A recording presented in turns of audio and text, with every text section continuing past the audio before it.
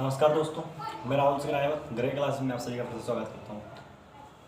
दोस्तों हम यहाँ पर एसएससी 2019 के क्वेश्चन कर रहे हैं और मैंने आपको पहले बताया था इसमें 70 से 72 क्वेश्चन होंगे जिसको हम यहाँ पर डिस्कस करने वाले हैं एसएससी सीजीएल 2019 के। ठीक है, और हम क्वेश्चन नंबर 45 तक कर चुके हैं और आज क्वेश्चन नंबर 46 से शुरुआत करेंगे और इसके खत्म होते ही हम एसएससी सीएचएस या एमटीएस का क्वेश्चन एमटीएस का पेपर का क्वेश्चन उठाएंगे जो वही ज्योग्राफी के। ठीक है दोस्तों, और ज्योग्राफी क्वेश्चन खत्म करने के बाद इसके बाद हम इसमें बायोलॉजी या साइंस वगैरह किसी क्वेश्चन उठाने वाले हैं। ठीक है दोस्तों, तो आइए शुरुआत करते हैं क्वेश्चन नंबर 46 से। आपकी इसमें दिख रहा होगा कि इंडियन स्टेट फॉरेस्ट रिपोर्ट 2019 के अनुसार देश के कुल क्षेत्रफल में से कितना प्रतिशत भौगोलिक वनों और वृक्षों द्वारा आच्छादित है।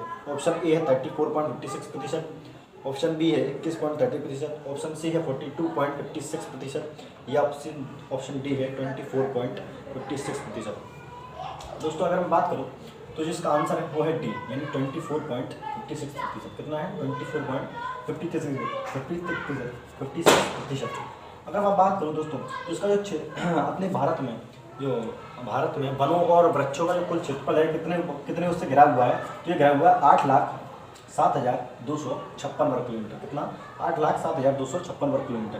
ठीक है दोस्तों, अगर बात करूँ तो ये रिपोर्ट देता कौन है? ये रिपोर्ट दी थी IFSR ने, इंडियन स्टेट फॉरेस्ट रिपोर्ट 2019 की बात कर रहे हैं दोस्तों। ठीक है, तो ये इसकी कौन सी रिपोर्ट थी? ये इसकी 16वीं रिपोर्ट थी दोस्तों। कौन सी रिपोर्ट थी?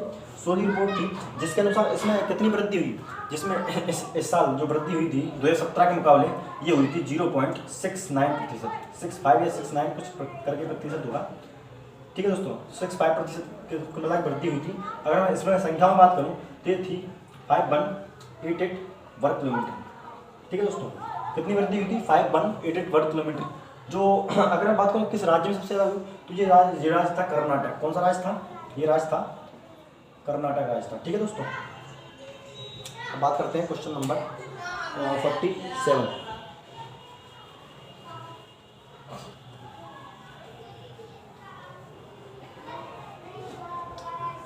क्वेश्चन नंबर 47 है दोस्तों। क्वेश्चन नंबर 47 लिखा हुआ है कि राष्ट्रीय राजमार्ग 66 यानी NH66 को पहले किस नाम से जाना जाता था।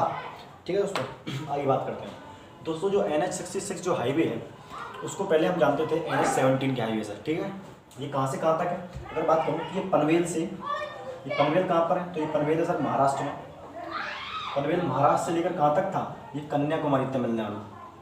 कन्याकुमारी तमिलनाडु कहाँ तक है? कन्याकुमारी तमिलनाडु तक है। अगर बात करूँ तो इसकी जो लंबाई है वो है 1688 किलोमीटर। कितनी लंबाई है? 1688 किलोमीटर है लंबाई है दोस्तों। ठीक है, और इसके बारे में कुछ ज़्यादा जानकारी नहीं है। ठीक है, आपको एक मैप में इसका जो मैप दिखाई दे रहा होगा जिसमें आपको 1688 शायद इसको 1622 है सर, शायद ये 1622। ठीक है, 1622 है। और आपको यहाँ पे एक मैप में दिखाई दे रहा होगा कौन सा जो पनवेल जो कन्याकुमारी NH66 है वो आपको मैप में रेड कलर में दिखाई दे रहा होगा। ठीक है दोस्तों, बढ़ते हैं अगले क्वेश्चन की तरफ। अगला जो क्वेश्चन है आपका वही है क्वेश्चन नंबर 48 जो है कि निम्नलिखित में से किस मंदिर में हर वर्ष अम्बुबाची मेला मनाया जाता है। ऑप्शन ए है जगन्नाथ मंदिर, ऑप्शन बी है काशी मंदिर, ऑप्शन सी केदारनाथ मंदिर या ऑप्शन डी कामाख्या मंदिर। देखिए दोस्तों, बात करूँ तो जो मनाया जाता है कामाख्या मंदिर पर। कहाँ मनाया जाता है? कामाख्या मंदिर। ठीक है दोस्तों, अब कामाख्या मंदिर कहाँ पर है? ये असम की राजधानी दिसपुर। असम की राजधानी दिसपुर में है। ठीक है दोस्तों, और ये एक पर्वत बना हुआ है इसको बोलते हैं नीलाचल पर्वत। क्या बोलते हैं? नीलाचल पर्वत, नीला नल पर्वत बोलते हैं। क्या बोलते हैं? नीला नल पर्वत। ठीक है दोस्तों, क्या बोलते हैं? नीला नल पर्वत पर बना हुआ है ये दिसपुर में। दोस्तों अगर मैं दिसपुर की बात करूँ तो इसको एक अन्य नाम से भी जानते हैं, इसको पूर्वोत्तर भारत का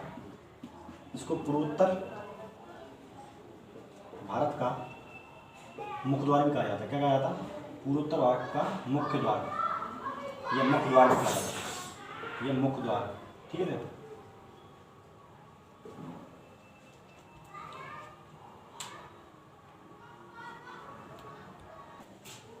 अगली बात करता हूँ जो आपका अगला क्वेश्चन है 49 कि निम्नलिखित में से कौन सा राज्य बांग्लादेश के साथ सीमा साझा नहीं करता। दोस्तों ये मैप का क्वेश्चन है और आपको एक मैप दिखाई दे रहा होगा जिसमें आपको दिखाई दे रहा होगा कि इसमें जो मेघालय है वो भी साझा कर रहा है, असम है वो भी साझा कर रहा है, त्रिपुरा है वो भी साझा कर रहा है, मगर जो राज्य है मणिपुर इसके साथ सीमा साझा नहीं कर रहा है। ठीक है दोस्तों, तो इसका आंसर क्या हो जाएगा? मणिपुर हो जाएगा। आइए बढ़ते हैं अगले क्वेश्चन की तरफ।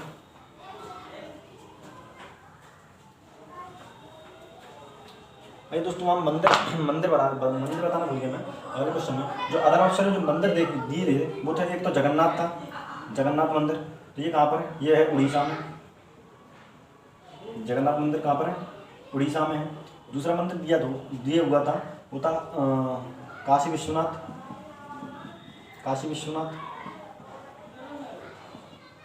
जो काशी विश्वनाथ मंदिर था वो है वाराणसी में, आपका वाराणसी। और एक मंदिर और दिया हुआ था वो था केदारनाथ। क्या था? केदारनाथ। दोस्तों ये केदारनाथ जो मंदिर है वो कहाँ पर है? वो आपका उत्तराखंड में है। कहाँ पर है? उत्तराखंड में है। ठीक है दोस्तों, अब बढ़ते हैं आगे।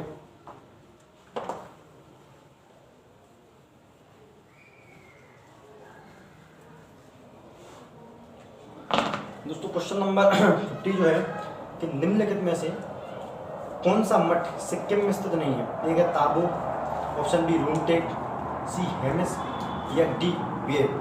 देखिए दोस्तों, अगर बात करूँ तो जो सिक्किम में जो आपका है वो है रूमटेक। क्या है?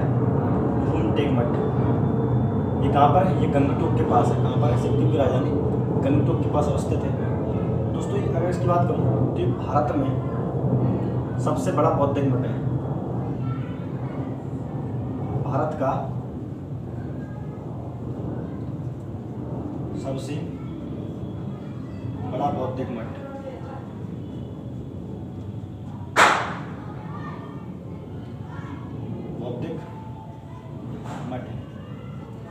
ठीक है दोस्तों, कौन सा? रूमटेक क्या भारत का सबसे बड़ा बौद्धिक मठ है और ये कहाँ पर है? ये है सिक्किम की राजधानी गंगटोक में। ठीक है दोस्तों, और इसमें और भी एक दो मठ और दिए थे। इसमें एक मठ और दिया था, कौन सा था? एक मठ और दिया हुआ था वो था ताबो मठ। दोस्तों अगर बात करूँ तो ये कहाँ पर है? हिमाचल प्रदेश में। इसको हिमाचल का क्या कहता है? हिमाचल का अजंता कहा जाता है। हिमाचल की अजंता कहा जाता है। क्योंकि दोस्तों इस मठ में भी, इस ताबो मठ में भी हिमाचल की गुफाओं की तरह क्या है? आकृति बनी हुई है। ठीक है दोस्तों, एक और रह गया आपका, एक था हेमिस। क्या है? हेमिस। दोस्तों अगर मैं इसकी बात करूँ तो ये कहाँ पर है? ये है लेह में। ठीक है दोस्तों, हेमिस कहाँ पर है? लेह में। अब बढ़ते हैं आगे की तरफ।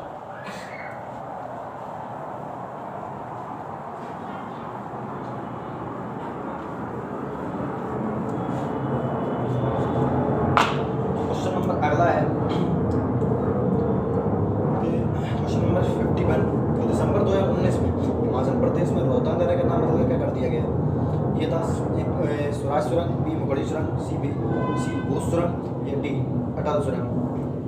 दोस्तों इसका जो नाम परिवर्तित किया गया वो रखा गया अटल सुरंग। क्या रखा गया? अटल सुरंग। ठीक है दोस्तों, और ये दर्रा कहाँ से कहाँ तक जोड़ता है?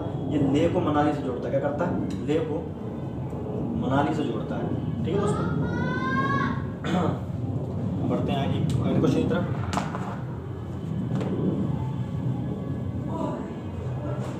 अगला क्वेश्चन 51 आपकी स्क्रीन में दिया होगा। सॉरी 51 तो हो गया। 52 है कि नृत्य शैली और उससे संबंधित राज्य को संयुक्त का चयन करें। पड़ियानी केरल, दालखाई कर्नाटक, कालबेलिया राजस्थान या थांगटा मणिपुर। दोस्तों देखिए, अगर बात करूँ इसकी तो ये उसका जो आंसर है वो है ए, यानी जो केरल का कौन सा नृत्य दिया हुआ? केरल का जो नृत्य पहला ए है पड़ियानी कहाँ का है? ये केरल का है। अगर बात करूँ ऑप्शन नंबर बी की, तो ऑप्शन नंबर बी में कौन सा नृत्य दिया था? दालखाई।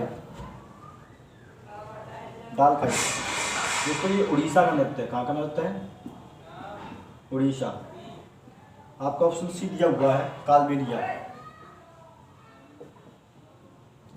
दोस्तों कालबेलिया हम पहले ही पढ़ चुके हैं पहले क्वेश्चन में। ये कहाँ का नृत्य है? ये है राजस्थान का। ऑप्शन जो डी डी आपका दिया हुआ है वो है डी, हाँ थांगटा। थांगटा कौन सा है? थांगटा। ये कहाँ का लोक नृत्य है दोस्तों? ये मणिपुर का। कहाँ का है? मणिपुर का लोक नृत्य है। ठीक है दोस्तों।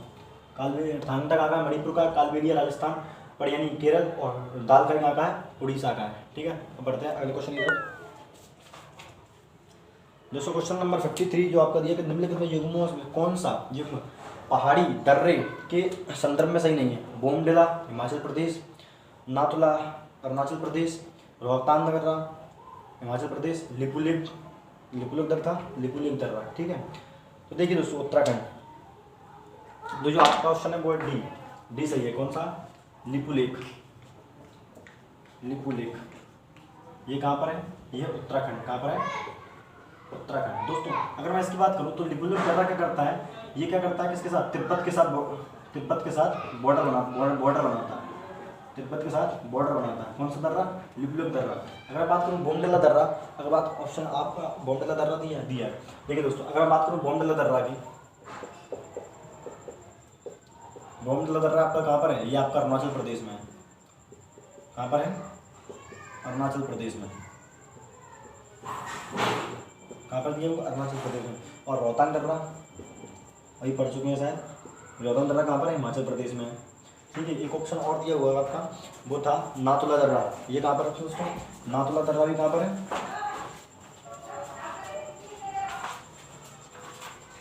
नाथुला दर्रा दोस्तों ये भी आपका कहाँ पर? हिमाचल प्रदेश में। नाथुला दर्रा कहाँ है? हिमाचल प्रदेश में। ठीक है दोस्तों।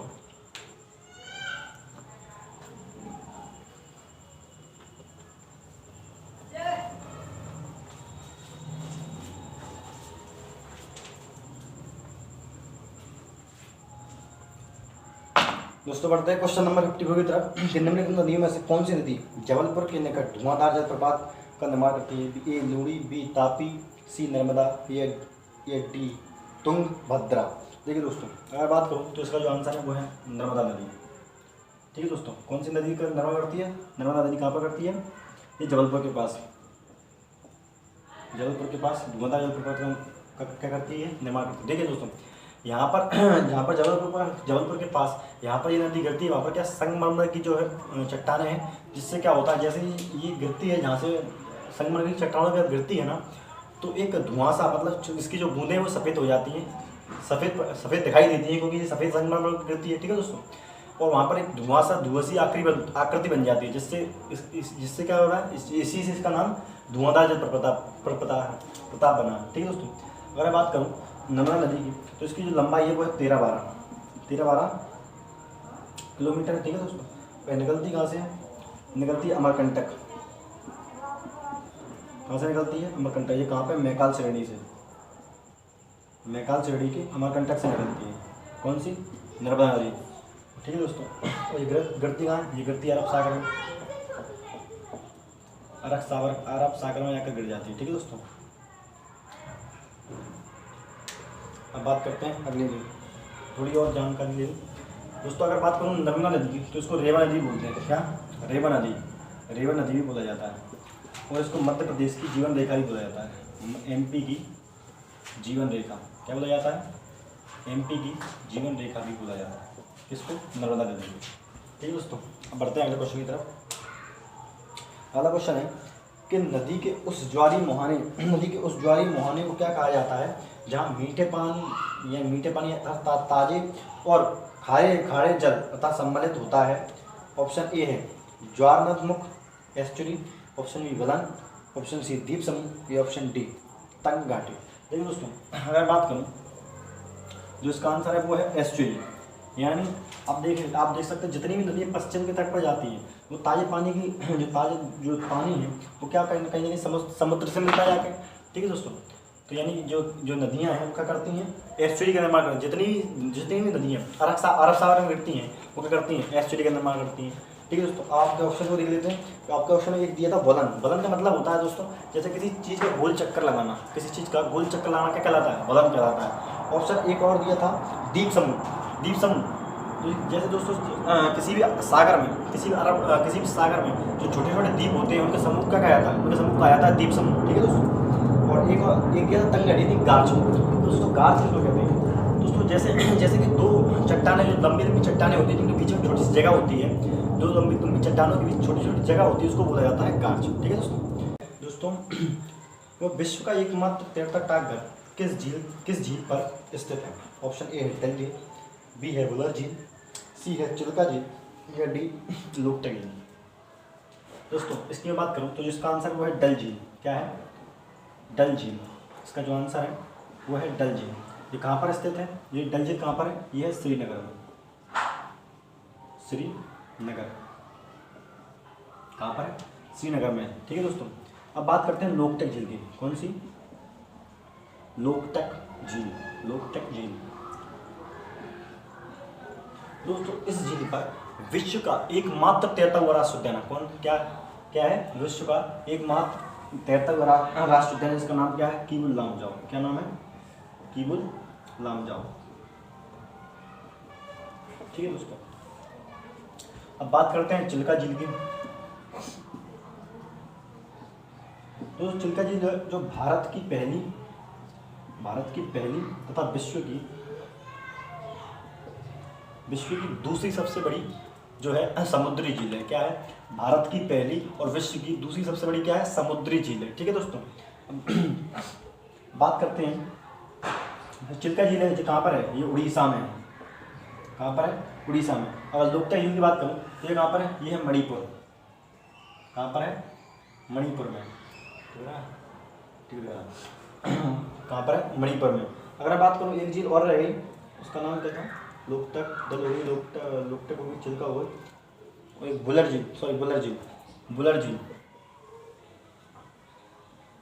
झील। तो ये दोस्तों ये एशिया की तथा भारत की सबसे बड़ी ताजे पानी की झील है। क्या है? एशिया की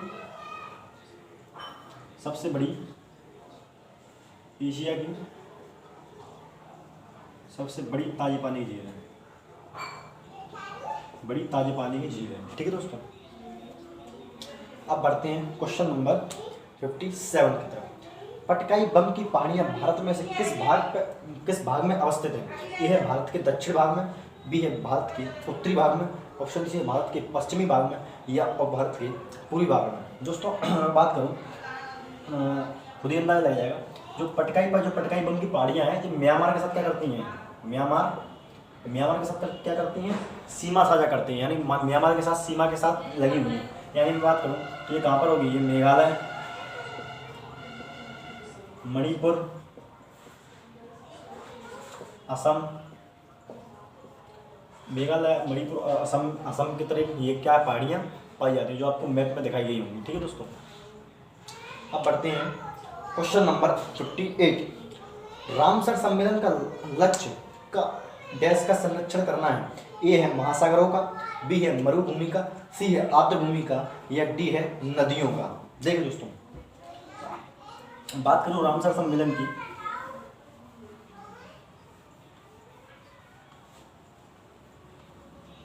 जो उसका आंसर होगा वो आंसर है दोस्तों आर्द्रभूमि का, यानी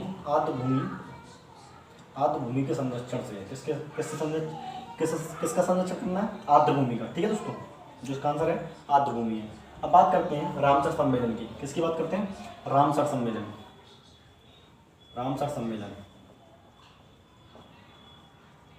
दोस्तों मैं रामसर सम्मेलन की बात करूं तो ये सम्मेलन कब हुआ था? ये हुआ था सबसे पहले 2 फरवरी। कब हुआ था? 2 फरवरी 1971 में। कहाँ पर? ईरान के कैस्पियन सागर के तट पर एक शहर है। ईरान के कैस्पियन सागर तट पर क्या है? एक शहर है जिसका नाम है रामसर शहर है। वहीं पर क्या हुआ था? इसका क्या है? इस पर सबसे पहली बार हस्ताक्षर हुए थे। ठीक है, क्या हस्ताक्षर हुए थे? जो आर्द्रभूमि है उसके संरक्षण के लिए। ठीक है दोस्तों, लेकिन ये लागू कब से हुआ? ये लागू हुआ था 1975 से। कब से? 1975 पे। 1975 में कब हुआ? इसका क्या हुआ था? सबसे पहले इसको लागू किया गया था। ठीक है दोस्तों, अब बात करें तो भारत ने कैसे भाग लिया? तो भारत में सबसे पहले भाग लिया था 1982 में, सबसे पहले इसमें हस्ताक्षर किए थे। ठीक है दोस्तों, 1982 या 81 होगा, सबसे पहले क्या किया था? रामसर सम्मेलन में हस्ताक्षर किए थे। ठीक है दोस्तों, अगला क्वेश्चन बस यहीं तक है।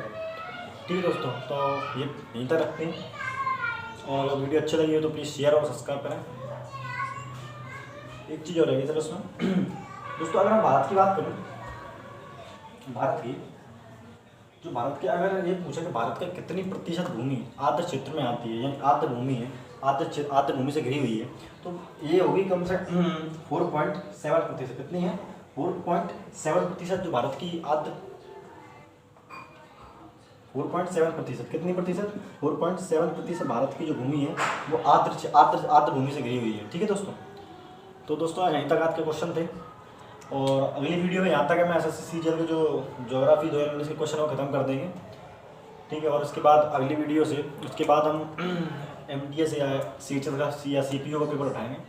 ठीक है दोस्तों, तो वीडियो अच्छी लगी हो तो please share, subscribe and comment जरूर करें। ठीक है दोस्तों, सब्सक्राइब जल्दी जरूर करें।